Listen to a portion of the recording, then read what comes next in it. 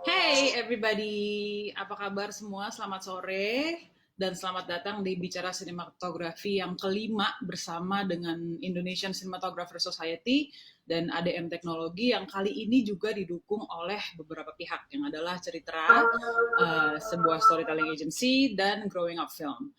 Kali ini kembali lagi bersama saya Denia Wirasti, by the way, semoga semua berkabar baik. Saya mau bukan bicara sih, ngobrol-ngobrol sebenarnya, diskusi sama dua sinematografer Indonesia yang sangat ternama dan karya-karyanya kaya banget. Dan saya juga beruntung sekali pernah kerja sama beliau-beliau ini, yang adalah Nur Hidayat, ICS, yang biasa dipanggil Pak Monot. Hai Pak Monot. Sudah ada Pak Monot? Halo. Hai Pak Monot. Ya. Halo Dan Ibu. satu lagi, apa kabar Pak? Baik, Beneran baik. saya kerja sama Pak Monot beberapa tahun yang lalu ya Pak? Sebelum pagi. Yes, sebelum pagi Halo? terbang kembali yang rupanya baru-baru aja diputar juga kayaknya di TV. Ada satu lagi bernama Gunar Nimpuno, ICS, atau biasa dipanggil Kang Unai juga, sudah ada di sini sama kita semua. Hai Kang. Halo Ti, apa kabar? Apa kabar? Good. Masih work from home? Masih work from home, baik semuanya ya. Daripada kita manyun, mendingan kita buka pikiran dan buka wawasan lagi, ya nggak sih? Iyalah, kita buka-bukaan aja yuk. Belajar nih. Oke, bicara sinematografi kali ini. Kita bakal bicara banyak tentang lighting. Bagaimana penataan cahaya dalam sinematografi dapat membantu bertutur cerita. Emang sih, kedengarannya kayak, ternyata pencahayaan tuh penting ya. Ya, kalau nggak kan nggak kelihatan ya apa yang ada di frame. Mungkin buat sebagian orang di sini, atau bahkan sebetulnya saya, teman-teman aktor gitu, dan saya sendiri, tata cahaya tuh menjadi sesuatu yang somewhat asing atau jauh gitu. Atau bahkan nggak kelihatan. Padahal, kalau menurut aku ya, ini please correct me if I'm wrong, Kang Unai sama Pak Monot, penataan cahaya itu sebenarnya yang paling sering kita tunggu gitu di set gitu kan. Dan yang paling ribet, perlu kolaborasi dan komunikasi yang luar biasa detailnya. Dan kalau menurut aku adalah salah satu dari beberapa hal conceptual tools di sinematografi yang paling powerful sebetulnya. Gimana juga lewat light dan color, filmmakers bisa menjangkau emotional gut feelingnya penonton gitu. Lihat karakter ada di ruang yang luas dan terang dan bebas gitu, kan ada rasanya gitu ya. Jadi kalau menurut saya bicara mengenai lampu nih, lampu, bicara mengenai lampu dan tata cahaya kayaknya sesuatu yang sangat menarik untuk dimulai. Jadi kita mulai aja diskusi hari ini. Tapi aku pengen tahu dulu nih, yang menjadi landasan dasar dari mendesain lighting untuk bertutur cerita di dalam filmmaking tuh apa sih, Pak Monod atau Kang Unai? Mungkin bisa Pak Monod dulu yang duluan menjelaskan. Kok gitu? Iya. Pak Monod ini guru Yang saya. paling oh enggak, rekan kerja. Yang paling mendasar adalah kita harus memahami senario. Senario harus kita pahami. Nah, senario itu bukan sekedar kita membaca, tapi kita tahu, misalkan kita pakai hero journey, 3 babak, 8 sekuen, misalkan. Nah, di 3 babak itu kapan setup untuk memperkenalkan tokoh, peristiwa, kemudian kapan dia dikembangkan untuk menjadi sebuah konflik. Kapan puncak dari konflik-konflik itu. Nah, setelah kita paham, kemudian penyelesaiannya. Setelah kita paham, baru kita akan ketemu sutradara tuh. Dari hasil senario dan sutradara ini merupakan sebuah perkawinan. Kita adalah anak-anaknya.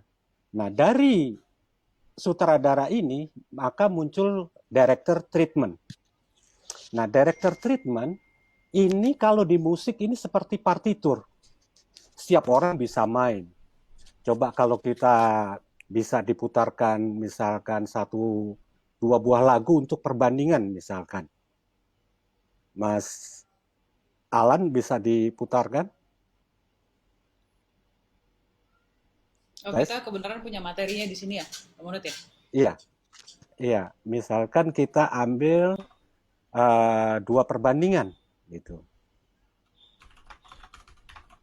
Boleh mungkin Mas Alan ada contoh dari musik yang dimaksud oleh Pak Monod?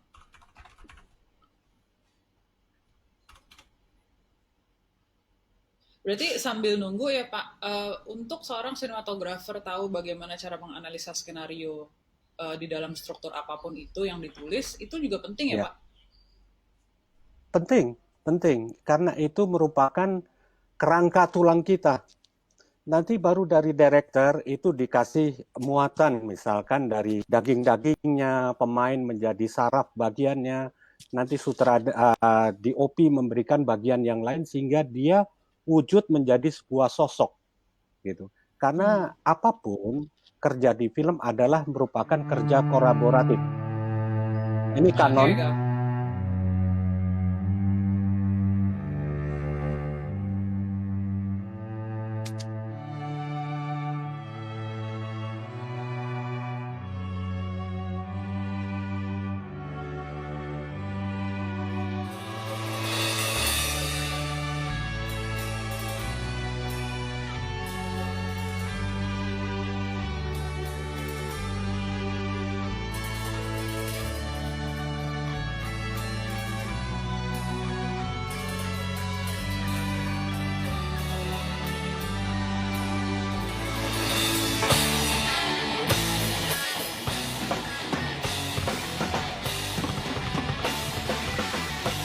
Kayaknya satu lagi Mas Alan yang Laura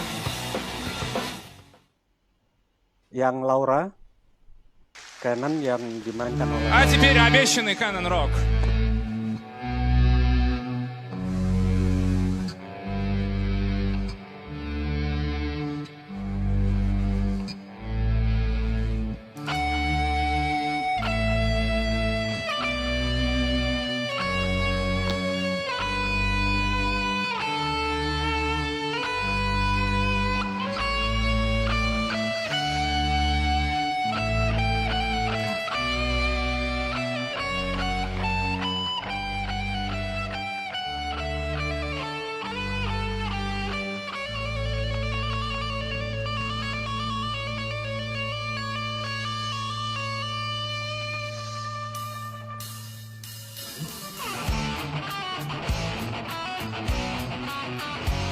Oke, Mas Alan.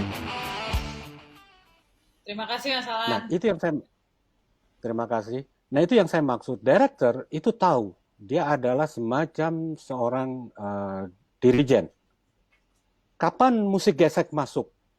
Kapan tadi kalau yang drummer mungkin lebih pada perkusi, kemudian yang Laura lebih pada gitar, dia tahu betul piranti-piranti mana yang mendominasi pada satu bagian.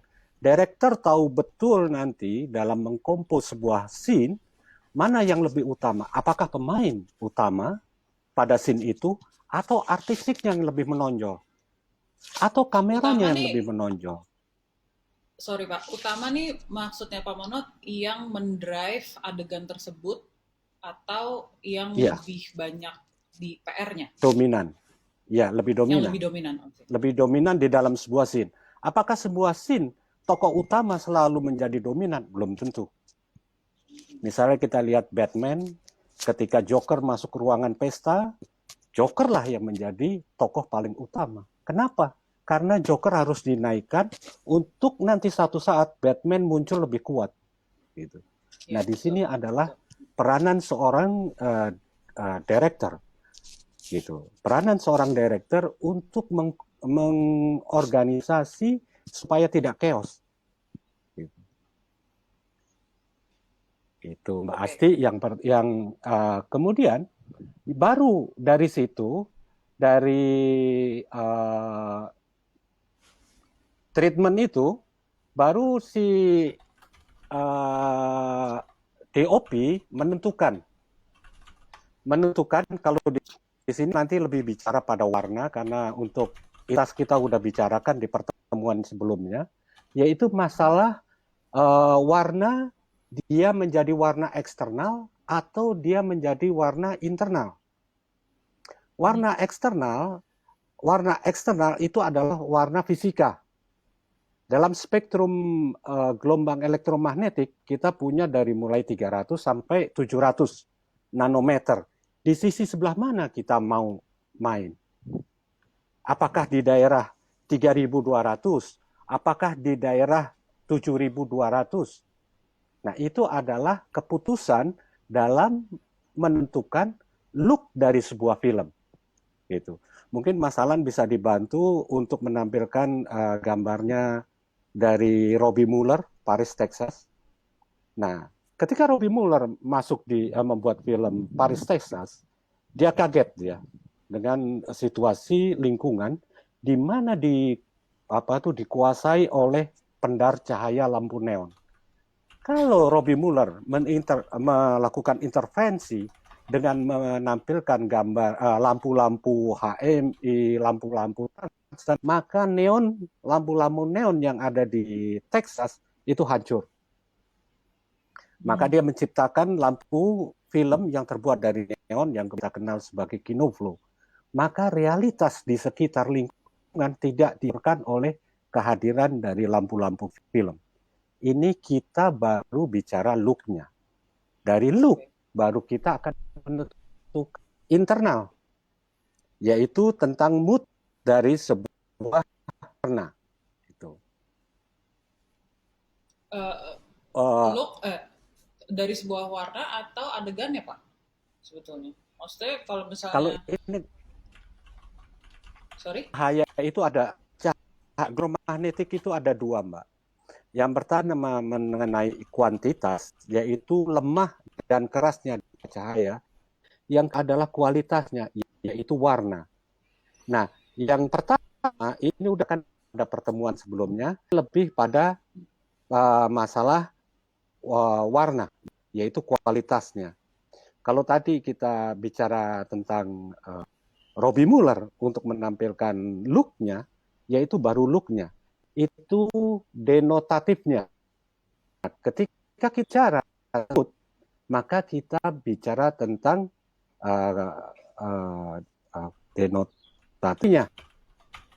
Konotasi dari warna itu apa? Gitu. Nah, ini dan adalah itu disesuaikan sama adegan yang sedang mau desain oleh semua departemen yang ada di dalam produksi ya. Betul. Gitu, betul. Oke. Oke, mungkin nanti kita bisa Nah, ngomongin secara menciptakan ini secara mendetail tentang. adalah Halo, untuk halo. Sorry banget teman-teman, ini kayaknya memang ada kesulitan teknis. Pak Monot udah bisa dengar? Saya soalnya susah dengar Pak Monot. Kang Onai mungkin ada putus-putus, mau Mbak. nambahin sedikit? Ah, Iya, putus-putus. putus-putus ya. Putus-putus. Bisa mau aku tambahin sedikit? Ini menarik Mungkin banget dengan yang mendasar dulu aja kali ya Kang Onai, apa namanya, sejalan dengan teman-teman dari admin, mungkin bisa bantu untuk tweak koneksi sedikit ya. Gimana Kang Unai? Silahkan. Ya, jadi tadi yang Mas Mono cerita tuh emang menarik banget. Jadi memang itu proses penciptaan yang salah satunya DOP harus lakukan. Salah satunya adalah riset tentang warna kan. Jadi kalau kita ngomong dari sisi aku tuh, aku bisa tambahin dari sisi metode lah ya. Dari sisi metode itu biasanya dari kita baca skripnya dulu, kita baca, kita pahami, kita rasakan gitu kan. Nanti dari situ kita mulai punya pertimbangan-pertimbangan emosional yang terjadi dalam diri kita ketika kita membaca skrip itu. Nah, biasanya nanti kita akan ngobrol dengan director itu kan. Dan seperti apa betul scene ini tentang cinta, apa scene ini memang tentang konflik dua karakter ini dan segala macam. Nah, dari situ, dari pembicaraan itu biasanya ntar ada kesepakatan di mana memang intensi-intensi skrip itu dan yang dilakukan oleh director itu memang menuju ke arah situ. Jadi kayak misalnya, oh di sini sequence scene ini adalah menuju ke chaos misalnya seperti itu. Jadi beatnya makin lama makin cepat, misalnya direkturnya ngomong seperti itu kan. Berarti di situ ada hal-hal yang dari knowledge yang kita punya tentang keilmuan warna itu, bahwa kita harus tahu bahwa untuk secara psikologis gimana sih orang melihat warna itu, rasanya dia lebih nggak nyaman, dia rasanya dia ada kekhawatiran, rasanya dia ada bahaya dan segala macam gitu. Kalau misalnya bisa Mas Alan kasih ke page 9 di keynote saya. Jadi kayak misalnya di film Blade Runner 2046 itu menarik sekali karena satu, memang itu film futuristik dan Roger Deakins itu mencoba mencari konsep warna di mana warna yang ada di tahun itu, di masa itu mungkin belum ada di masa yang sekarang. Jadi dia berani dia menabrakkan warna-warna yang ada. Jadi banyak yang mengistilahkan ini seperti cyberpunk gitu ya. Jadi subculture, dan warna-warnanya tidak umum yang berani dia mix itu. Jadi ada magenta dan biru. Itu warna-warna yang sebenarnya ibaratnya berseberangan banget gitu ya. Berseberangan banget, dan memang mungkin juga tidak terlalu umum gitu ya, seperti yang di frame kiri atas itu kan ada hijau, ada biru, ada merah, itu berani banget ditabrakin gitu. Dan itu masuk ke dalam suatu konsep, dan ini menarik gitu. Nanti ini bisa jadi pembahasan kita berikutnya, di mana ternyata dengan teknologi yang ada sekarang itu kita udah bisa meng-create ini. Kalau dulu, wah zaman Blade Runner yang pertama itu setengah mati itu bikinnya, itu udah jenius banget, dia harus mikir, udah pakai film, dia harus mikir color palette-nya, dia harus desain dan segala macam kan. Yang sekarang itu Roger Deakins mendesain lighting ini, dan dia kerjasama dengan DIT-nya. Ini yang menarik juga. Jadi DIT-nya yang membuat lookup table buat di kameranya. Jadi seakan-akan Roger Deakins tuh punya digital stock.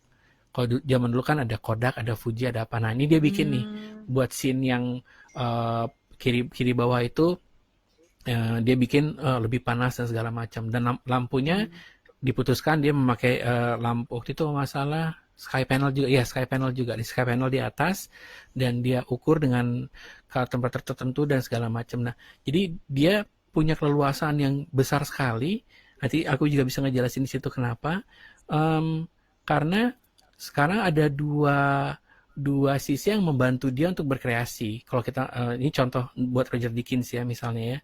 Jadi dia dapat bantuan juga dari DIT-nya untuk membantu mendesain warnanya, dan dia juga dapat bantuan dari teknologi lighting-nya sendiri, yang sekarang dia tinggal bilang saya mau warna magenta monyet gitu istilahnya gitu. Bisa aja kita bikin magenta monyet seperti apa. Aku pun nggak tahu gitu. Jadi warna yang belum pernah ada gitu kan. Oke, jadi sebetulnya hal yang paling mendasar dalam mendesain lighting untuk bertutur cerita itu adalah nomor satu adalah struktur dari gaya cerita dari si sutradara itu Iya, nomor satu. Dan yang kedua kayaknya emang kita perlu imajinasi yang nggak ada batasnya ya, gitu. Maksudnya siapa yang bisa ngebayangin kan sebetulnya kayak Magenta Monyet gitu misalnya, atau kita shoot sesuatu yang kelihatannya monokromatik gitu tapi ternyata pada iya, saat nanti sudah di post jadinya ternyata monokromatik, misalnya monokromatiknya warm tapi ternyata orangnya jadi cool gitu, maksudnya who knows kan. Jadi itu sebenarnya iya, imajinasi yang memang dilepas untuk designing the scene and the mood and the tone itself, right? iya. um, Oke, kayaknya menarik kalau kita nanti akan ngebahas tentang detail teknis dan sainsnya. Aku penasaran sih. Cuman kembali ke dasar konsep atau estetika dari lighting ya. Um, Tadi aku tertarik banget ketika Pak Monot bilang landasan yang paling pertama adalah kita balik lagi ke skrip gitu, karena kan sebenarnya buku putih kita filmmaker itu sebenarnya kan skrip ya, apa-apa tuh semuanya balik lagi ke skenario. Nah, um, ada nggak sih pengaruh dasar sejarah di dalam kesenian dunia yang mempengaruhi uh, desain lighting gitu atau warna di sinematografi? Kayak misalnya um, di dalam history seni lukis misalnya, kalau misalnya kita lihat beberapa DP yang sukanya tuh sengaja pakai lampu ala Rembrandt gitu, atau Caravaggio yang satu aja gitu, kayak we can see the calling of Saint Matthews. Kita bisa lihat banget kalau itu adalah cahaya di lukisan itu diperlakukan seperti panggilan Tuhan gitu ke si Matthews. Padahal itu gambar diem loh, maksudnya ini bukan gambar bergerak. Hal-hal kayak gini berpengaruh nggak sih? Sejauh apa pengaruh um, sejarah atau history seni rupa di dalam sinematografi? Kalau kita lihat, sinematografi ini 100 tahun lebih sedikit. Jadi paling dekat dengan sinematografi yang sangat berpengaruh yaitu fotografi. Sebetulnya yang paling esensial yang membedakan sinematografi, fotografi, seni rupa, bahkan seni rupa di goa-goa itu adalah masalah movement. Right. Dengan lahirnya movement, maka tercipta waktu. Nah, ini yang membedakan dengan fotografi. Kalau foto dalam of moment, dia membekukan waktu. Gitu. Nah, ini di seni rupa, ini fotografi, bentuk dari fotografi, kita lihat Robert Capa itu bisa bukan orang yang terpenting pada fotografi adalah hanya membekukan. Akan tetapi di film justru kita mengalir pada waktu. Itu. Kemudian di seni rupa sama-sama dua dimensi. Film dua dimensi tetapi ada ilusi kedalaman, ada waktu di situ. Seni rupa nggak ada waktu. Walaupun ada satu gambar di sebelah kiri itu yang menggambarkan tentang seorang perempuan turun dari tangga, mengilusikan adanya waktu, tapi di lukisannya sendiri tidak ada. Kemudian seni rupa sendiri berangkat dari lukisan-lukisan di goa. Kalau kita lihat lukisan-lukisan di goa, upacara-upacara di goa itu hampir sama ketika kita menyaksikan di gedung bioskop. Gitu. Ada peristiwa, ada semua pesan yang akan disampaikan, begitu juga untuk seni rupa. Nah, yang paling esensial adalah waktu. Akan tetapi masalah cahaya, impresi cahaya yang dilihat di seni rupa maupun fotografi ada. Nah, saling berpengaruh itu seni itu plastis. Dia sangat dipengaruhi oleh ilmu pengetahuan, teknologi. Dari ilmu pengetahuan dan teknologi, maka terlahirkan estetika. Misalkan, dari film hitam putih, kemudian ditemu pengetahuan tentang konsep warna, kemudian lahirlah film warna, maka konsep bercerita pun berbeda dibanding kita berhadapan dengan film hitam putih gitu. Jadi ada sebuah hubungan antara film seni-seni sebelumnya, karena film adalah seni ketujuh. Seni ketujuh setelah teater, setelah seni rupa, musik, tari, arsitektur. sastra. Nah, baru lahirlah film. Sebagai anak bungsu, film untuk mendewasakan dia harus kepada kakak-kakaknya. Kenapa? Lainnya udah 3.000, 4.000 tahun sebelum Masehi udah melakukan satu eksplorasi. Film baru 100 tahun. Untuk akuat dia mencuri kepandaian kakak-kakaknya. Apakah dari dinasti saja? Bahkan dia mengambil dari ilmu pengetahuan yang lain. Ketika lahir psikoanalisis, surrealis muncul. Dan ini mempengaruhi ke seluruh aspek kesenian. Jadi seni itu sangat plastis. Seni itu sangat plastis. Mungkin itu dulu Mbak Asti. Berarti memang di dalam sinematografi itu sebetulnya juga ikut berperan untuk memperlihatkan subtext, of course symbolism dan emotional content yang asalnya dari macam-macam ya Pak. Asalnya dari dialog, ada yang mungkin asalnya dari subjek yang dipilih oleh objek yang dipilih oleh sutradara untuk jadi simbol apapun itu. Seperti yang tadi Pak Munot bilang kan, film itu adalah karya kolaborasi, dan saya sebenarnya setuju banget sih, film itu adalah karya kolaborasi yang kayaknya paling kompleks dan paling advance gitu di dunia, karena soalnya tanpa gagasan-gagasan dari orang-orang yang memang menguasai departemennya atau ilmunya masing-masing, mustahil gitu kita bisa mengkawinkan ilmu pengetahuan campur teknologi, campur estetika menjadi sebuah karya yang dipertontonkan ke orang banyak yang sebetulnya nggak berasa gitu karya kolaborasinya. Jadi kan sebetulnya subtle banget, ya kan. Oke. Mungkin pertanyaan aku selanjutnya, berarti pelajaran yang kita ambil dari ilmu pengetahuan murni atau seni rupa dan segala macamnya itu banyak sekali. Bagaimana caranya mengaplikasikan itu atau incorporate itu ketika baca sebuah skenario? Maksudnya DP itu kan kayak diplomat gitu ya, kalau menurut aku.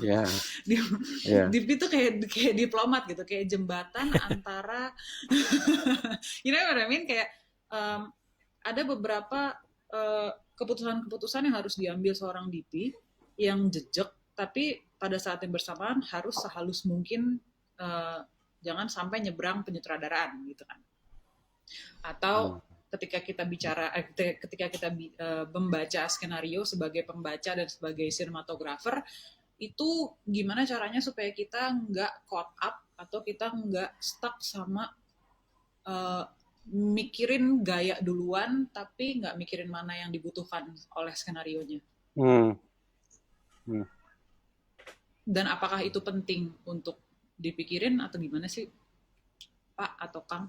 Penting, Mbak. Yang paling pertama adalah bentuk itu melayani isi. Kalau buat saya. Buat saya, bentuk itu melayani isi. Jangan kita bergaya-gayaan. Gue mau gaya naturalism. Aku mau pictorialism. Itu kan gayanya yang dimajuin. Iya, padahal sebenarnya ceritanya belum tentu membutuhkan itu belum kan? Belum tentu, iya. Nah, itu melayani isi. Bukan isi melayani bentuk. Aku konvensional untuk hal itu. Itu Mbak Asti. Kalau Kang mungkin Mas Unai. Ya, aku nambah sedikit. Jadi memang banyak sekali metode-metode lagi aku bilangnya metode karena ini menarik banget. Satunya ilmu sinematografi itu sebenarnya kayak tukang masak sebenarnya. Jadi kita punya ingredient yang sama, kita punya telur, garam, lada, minyak misalnya gitu kan. Itu semuanya sama-sama, lalu sinematografer itu seperti Yang satu pasti bikin sukanya dadar telur, yang satu sukanya omelet, yang satu sukanya ceplok, yang satu senangnya mentah, gulanya tabur ke tanah misal kayak gitu tuh Ya, macam-macam itu gitu. Cuman semua itu ingredientnya selera sama ya. gitu kan. Jadinya selera Selera ya dan berarti. biasanya gaya gitu atau kebiasaan. Nah, em, kedua riset itu penting banget. Kalau secara metode riset itu penting banget. Dimana itu tadi yang Mas Monot bilang, kecenderungan gaya-gayaan itu cukup membahayakan. Kenapa? Karena kita biasanya ngelihat reference terus, oh saya mau seperti itu, tapi dia tidak serving skripnya. Jadi Iya betul. sekarang kita ngomong konteksnya misalnya pencahayaan ya, pencahayaan dengan warna gitu loh. Dia tidak serving skripnya tapi ini keren sih kayak film ini, cuman tar dulu hubungannya sama cerita ini apa ya gitu ya. Nanti kalau Iya. bisa misalnya kita lihat contoh di page saya yang 13 masalah. Jadi ini ada contoh simple banget. Ini juga film klasik The Last Emperor, Vittorio Storaro. Ini dewanya kebanyakan para DOP di sini juga. eh aku ingat banget dulu Storaro pernah cerita di film ini tuh dia si Elasan Emperor ini kan menceritakan tentang si Puyi kan, si Kaisar Puyi itu Ya. dengan 3 babaknya di mana ada kelahiran, semasa dia muda sama masa kematiannya dia. Nah kalau misalnya di kiri atas itu Puyi kecil itu scene dia kecil itu kebanyakan warnanya golden. Nah kalau untuk budaya Cina, nah sekarang menarik kita ngeliatnya dari background culture. Kalau di Cina Hmm, itu golden itu artinya kelahiran, masa-masa kemasan, I see. masa-masa bahagia, ada menyenangkan gitu kan. Lalu Di waktu situ ada dia simbolisme ya, berarti ya. ada simbolisme, nah itu balik waktu dia menikah pertama kali semua warnanya merah.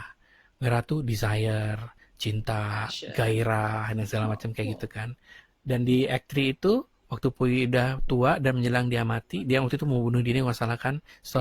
Sorara tuh banyak masukin unsur hijau. Hijau itu untuk Cina itu satu-satunya adalah lambang kematian.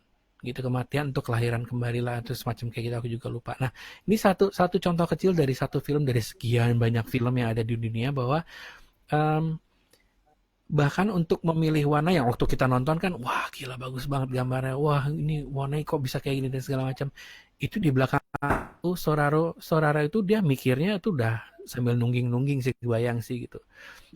Dia pasti bikin riset banyak banget dan dia orang Itali dan dia harus bisa menerjemahkan kebudayaan Cina tapi filmnya film barat. Nah, ini menarik juga kan.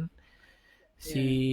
Jadi dia orang Itali tapi bikin film tentang Cina dan itu dikonsum sama masyarakat dunia yang kayak gitu. Itu dan untuk saya pada khususnya dan aku yakin para student pada umumnya ini adalah tantangan besar yang selalu akan ada gitu.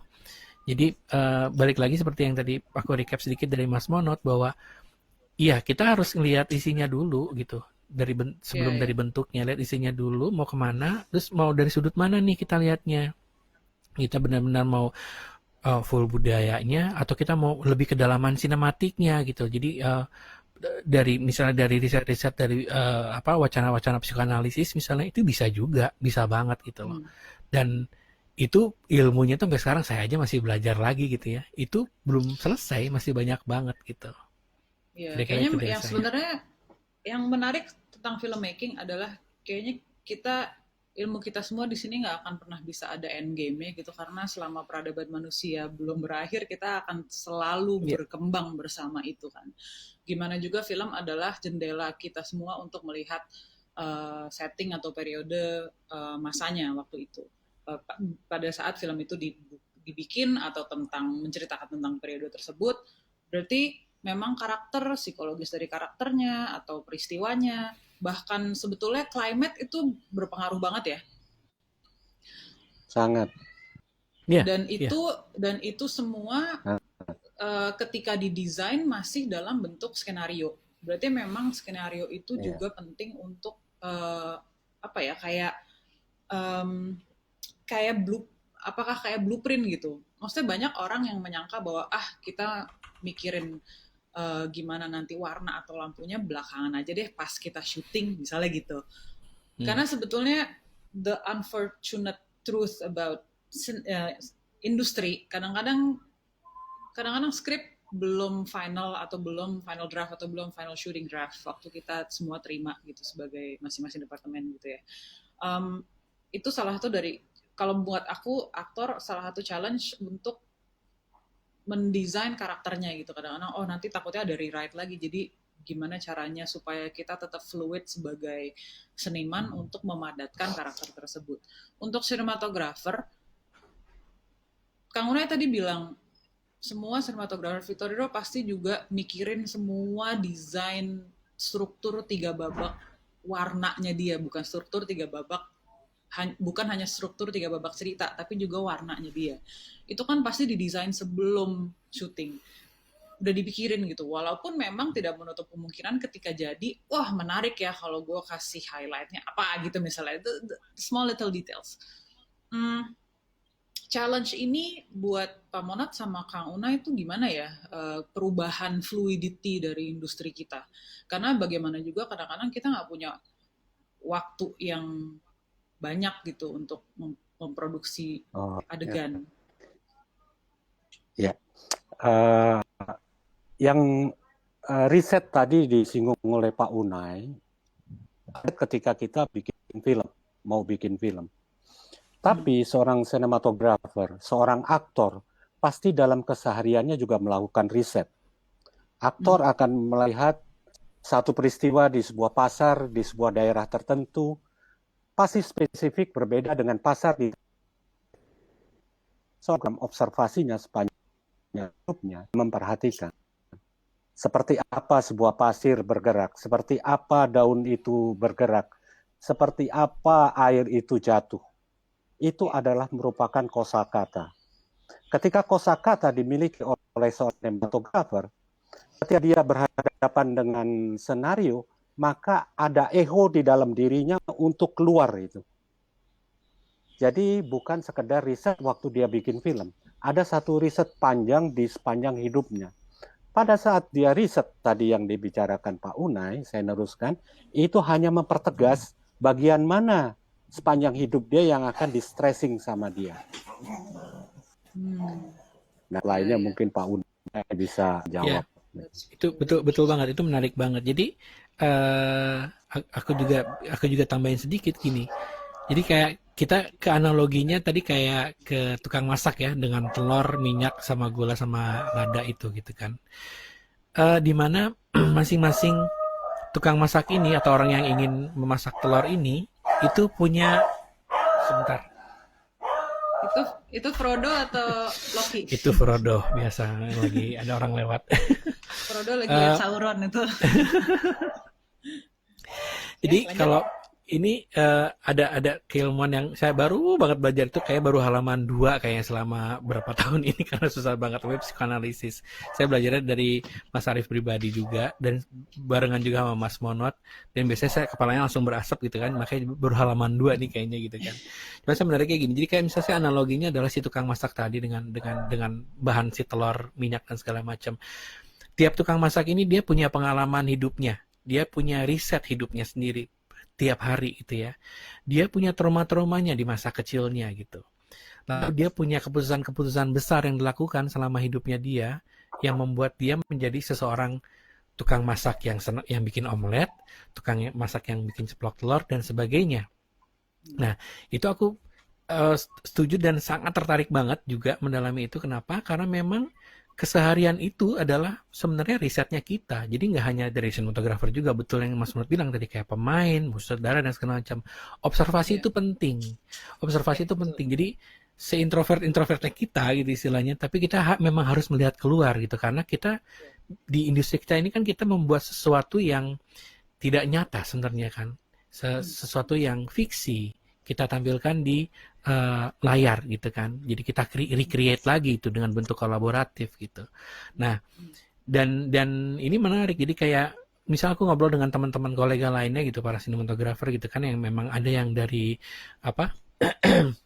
keluarganya memang asli dari Sumatera, misal dari Padang, ada yang dari Toraja, ada yang dari Jawa Timur gitu.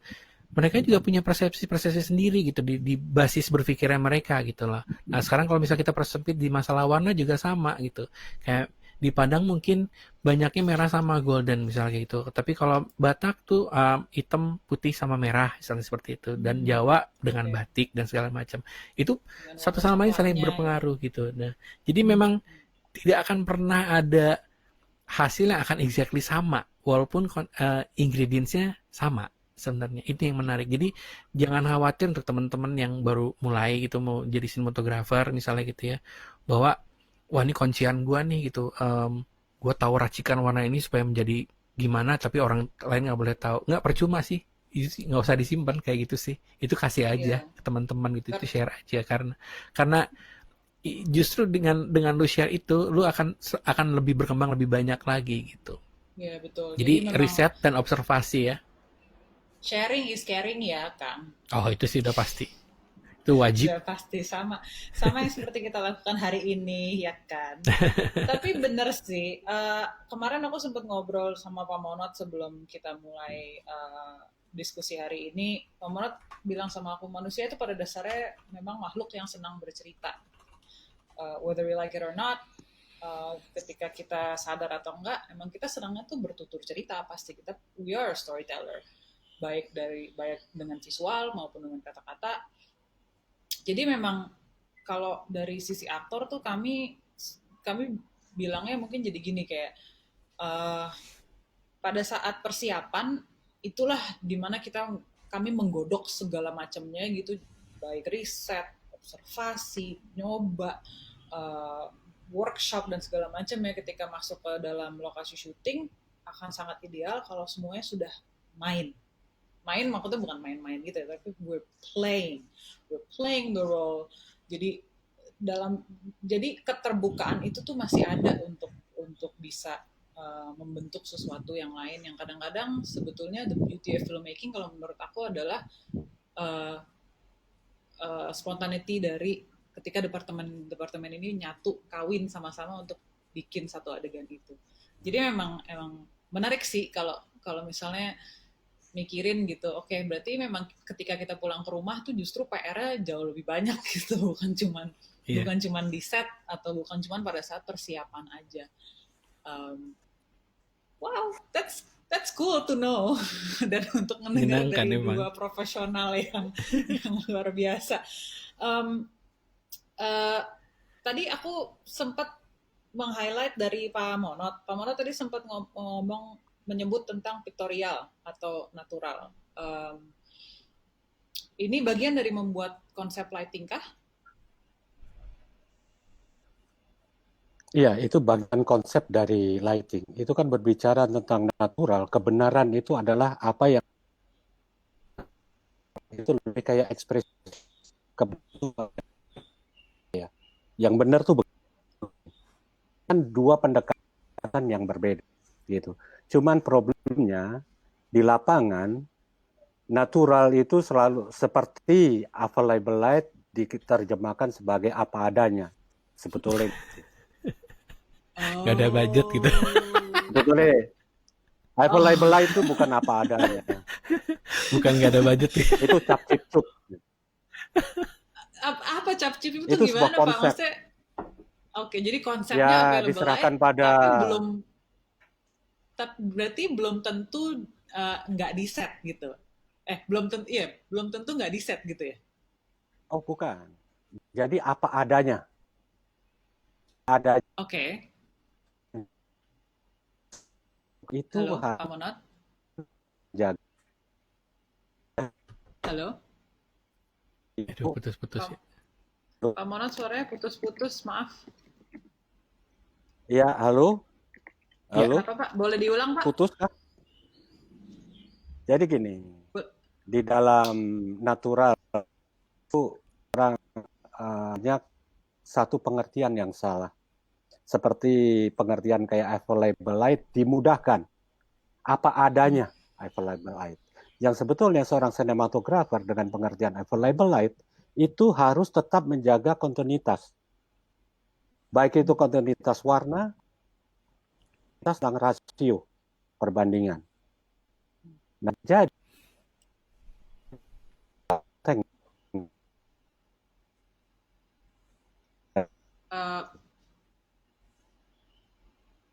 Halo? Halo? Oh. Sorry banget Pak Monot, suaranya putus-putus lagi. Halo? kena angin, Bu. Ya, udah Suaranya nyambung kah? su- suaranya putus-putus tadi, tapi unfortunately kita harus break dulu sekarang. Boleh disambung lagi tentang aku tertarik banget sama miskonsepsi tentang available light ini karena selama ini tuh available light orang mikirnya nggak kok available light aja jadi gue nggak perlu lampu gitu, gue nggak perlu nyala lampu Itu, karena semuanya tuh cahaya dari Tuhan gitu kan. itu yang saya maksud Ini apa adanya tuh. Iya. Ini menarik banget. Kalau boleh kita akan ngomongin soal ini lagi dan kita akan ngomongin jauh lebih lanjut soal bagaimana tata cahaya dari sisi ilmu pengetahuan atau sains gitu. Kita break dulu sebentar.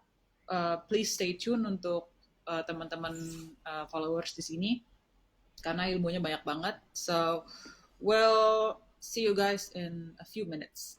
Okay?